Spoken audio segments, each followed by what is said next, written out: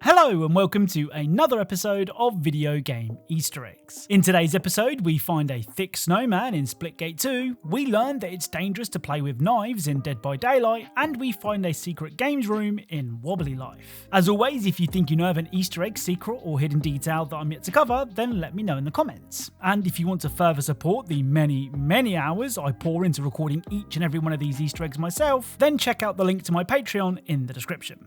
Anyway, without further delay, let's get started. Right, let's begin today's video with Lonely Mountain Snow Riders. Now, on the very snowy surface of things, Snow Riders is a game about getting from A to B as quickly, and probably most importantly, safely as possible. Now, despite this, there is room for heading off the beaten track to find other paths to your goal, which is where we can find our first Easter egg. On the first trail of the second mountain, you can find this.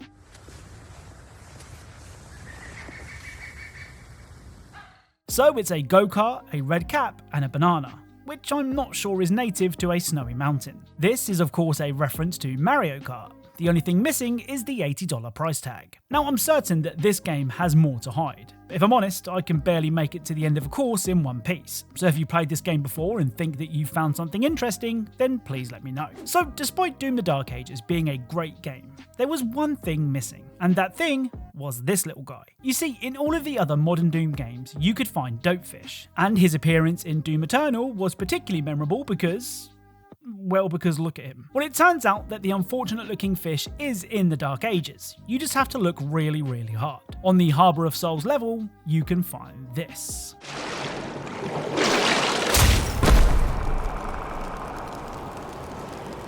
Okay, so it's not quite as in your face as the Doom Eternal Dopefish, but if you look closely and squint a little, you can make out Dopefish's face in these markings. I don't know about you, but give me ugly Dopefish any day of the week. Now, this next Doom Easter egg might be a little bit debatable, but when I first saw it, I only thought of one thing. During the Temple of Lomarith level, you can find this.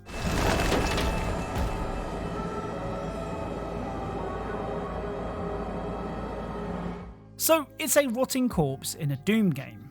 And you'd also be surprised to learn that water is wet. Well, the thing is, this particular rotting corpse is special, as it seems to be growing a fungus on its head. Now, whenever I see something growing a fungus on its head, I think of my great uncle Albert. And then I think of The Last of Us and its clickers. I mean, I could be wrong and it might just be a normal corpse. What I will say is, there was a Last of Us Easter egg found in Uncharted 4 that looked an awful lot like this guy.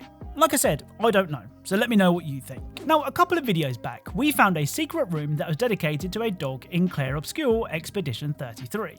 At the time, I didn't know who the dog was, but I think I know now. In the manor, you can drop down a hole in the kitchen and enter the basement. And after smashing a couple of boxes, you can find this.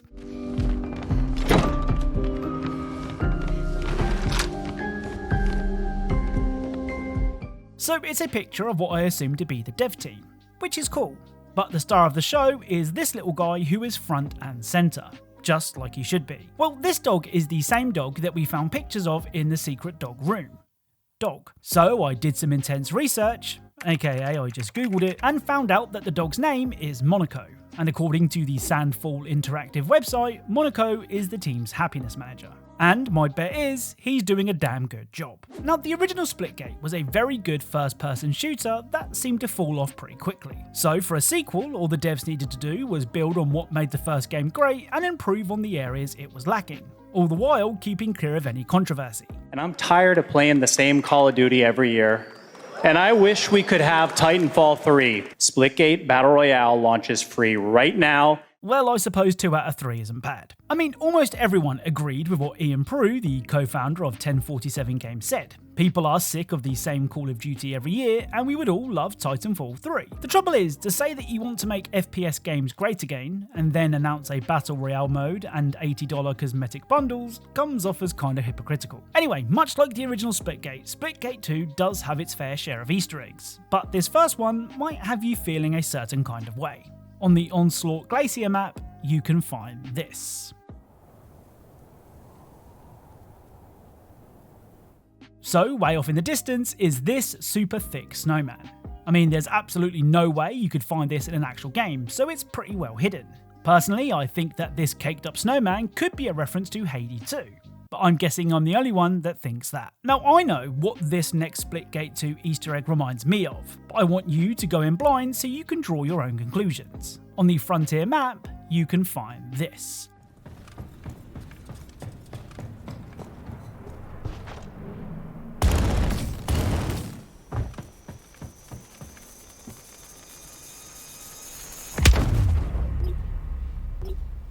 So despite being out of bounds, you can find a chicken underneath the platform. If we use the spectator mode, we can get a good look at our chicken friend, and it seems to be wearing a saddle, which can only mean one thing.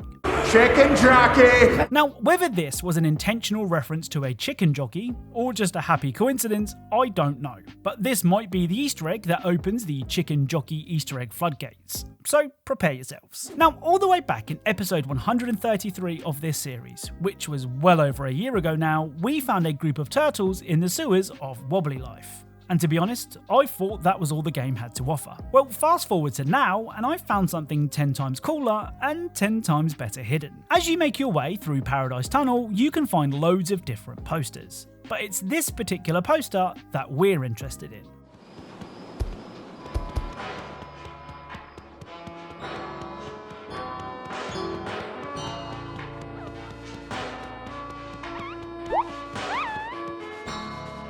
So you can walk through the poster and find a secret room with a giant Easter egg. That's not all though. At the back of the room you can find a board game in progress with a couple of funny details. For example, you have the harmless looking granny hiding a second dice behind her back and the ghost ruining the game because it can't pick up the dice to take its turn. Which is pretty funny. Now, do you remember when I said that I was sure there'd be loads more Easter eggs to find in VanillaBeast Mystery Kink? And that would be the only reason I continue to play it. I'm sure there's loads more to find in this game, and that's going to be the only reason I continue to play it. See? I did say that. Well, I have found 2 more famous person cameos, with one being instantly recognisable, and the other, well, the other isn't quite as recognisable. First up, next to the strip club, you can find this guy.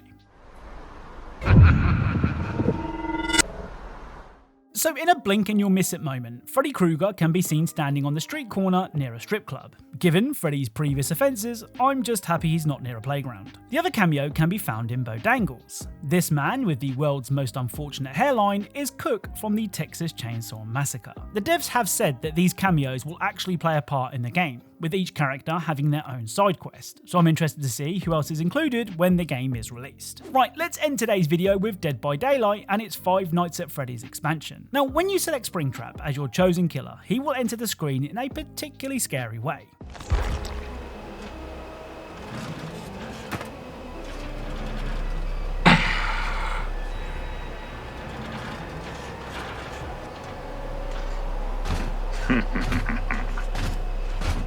Hopefully I'm not the only one that finds that really creepy. Well, if you stump up the cash for the movie Springtrap skin, something which I begrudgingly had to do, he will do this.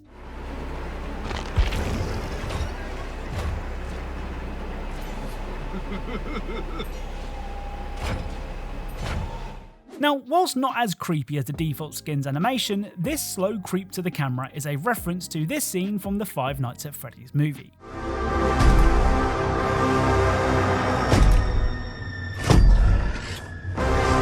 The other FNAF movie reference can be seen when idling in the lobby.